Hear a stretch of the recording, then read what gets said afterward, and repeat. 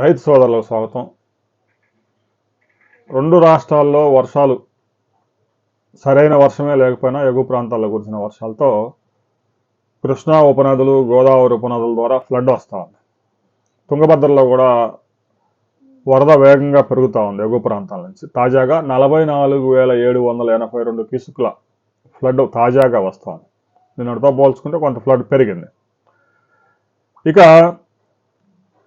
17.51 టీఎంసీలకు చేరింది తుంగభద్ర డ్యాము. 105 టీఎంసీల కెపాసిటీ అయితే ఒక 16 టీఎంసీల లాగా 17 టీఎంసీలు ఫ్లడ్ వచ్చేసింది. ప్రతిరోజు ఒక 5 టీఎంసీల నుంచి 6 టీఎంసీలు వరద చేరుతూ ఉంది. ఇదే ఫ్లడ్ కంటిన్యూ అయినా కూడా ఒక 10 రోజులు 15 రోజులు పట్టే అవకాశం ఉంది. కానీ ఫ్లడ్ పెరిగితే తప్ప తుంగభద్ర నుంచి ఇప్పట్లో నీరు విడుదల చేసే అవకాశాలు లేవు. 15 రోజుల దాకా తుంగభద్ర డ్యాములో గేట్లు ఎత్తే అవకాశాలు అయితే కనిపించడం లేదు. ప్రాజెక్టు పూర్తిస్థాయి హైట్ 1633 అడుగులు అయితే 1596 అడుగులకి ఫ్లడ్ చేరింది.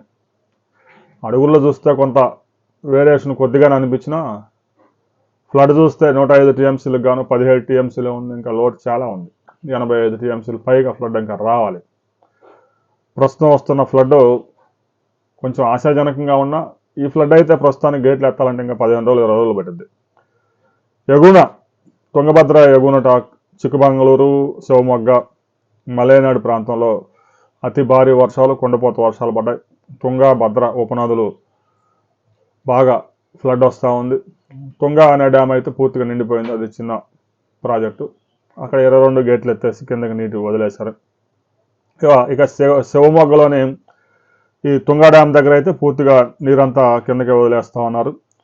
తుంగభద్ర మెయిన్ డ్యామ్కి వచ్చి చేరుతూ ఉంది. ప్రవాహం ఇలాగే కొనసాగితే తుంగభద్ర డ్యామ్ కూడా మరో 15 రోజులు 20 రోజుల్లో నిండే అవకాశం ఉందని అధికారులు చెప్తా ఉన్నారు. ఇక ఈ తుంగభద్ర కాలువల విషయానికి వస్తే తుంగభద్ర కెనాల్స్ ఎల్ఎల్సి, హెచ్ఎల్సి నీటి విడుదల విషయంలో తుంగభద్ర బోర్డు, ఎందుకంటే ఇది కేవలం ఒక కర్ణాటక సంబంధించిన ప్రాజెక్ట్ మాత్రమే కాదు కాబట్టి తుంగభద్ర బోర్డు నిర్ణయం తీసుకుంటుంది.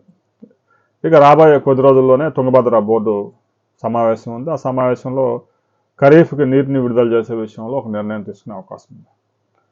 10 రోజుల కిందటైతే ఇంజనీర్లు స్పష్టంగా చెప్పారు ఖరీఫ్లో వరి సాగుకు నీరు ఇవ్వలేమని. అయితే కొంచెం పరిస్థితులు అనుకూలంగా ఉన్నాయి కాబట్టి బోర్డులో నిర్ణయం తీసుకునే అవకాశం ఉంది. ఆరుతడి పంటలకు ఇచ్చే అవకాశాలు కనిపిస్తూ ఉన్నాయి. అయితే ఇంకా 10 రోజులు వెయిట్ చేస్తే ఫ్లడ్ ఎంతవరకు వస్తుంది ఏంటి అనేది కొంత క్లారిటీ వస్తుంది. ప్రస్తుతం ఎగువ ప్రాంతాల్లో కూడా వర్షాలు కొనసాగడం లేదు. దాంతో గత వారంలో కురిసిన వర్షాలు ఫ్లడ్ ఎంతవరకు నీరు చేరుతుందనే విషయంలో ఇంకా కొంత క్లారిటీ రావాల్సి ఉంది. కాలువల నుంచి వ్యవసాయానికి మోటార్లు నీటిని తోడటానికి అధికారులు నిషేధించారు. ఇక 44,000 క్యూసెక్ల వరద ఇలాగే కొనసాగితే రాబోయే 15 రోజుల్లో కొంతవరకు మెరుగైన పరిస్థితులు ఉండే అవకాశం ఉంది. ఇక ఆల్మట్టి డ్యామ్కి సంబంధించి డ్యామ్కి వరద ఫ్లడ్ అదే కంటిన్యూ అవుతూ ఉంది. ఆ ఫ్లడ్ కొంచెం పెరిగింది. ఆల్మట్టి డ్యాంలో కూడా వేగంగా నీరు చేరుతూ ఉంది. ప్రతిరోజు దాదాపుగా 20 టీఎంసీలు ఫ్లడ్ వచ్చి చేరుతూ ఉంది. ఆ వివరాలు మరో వీడియోలో మనం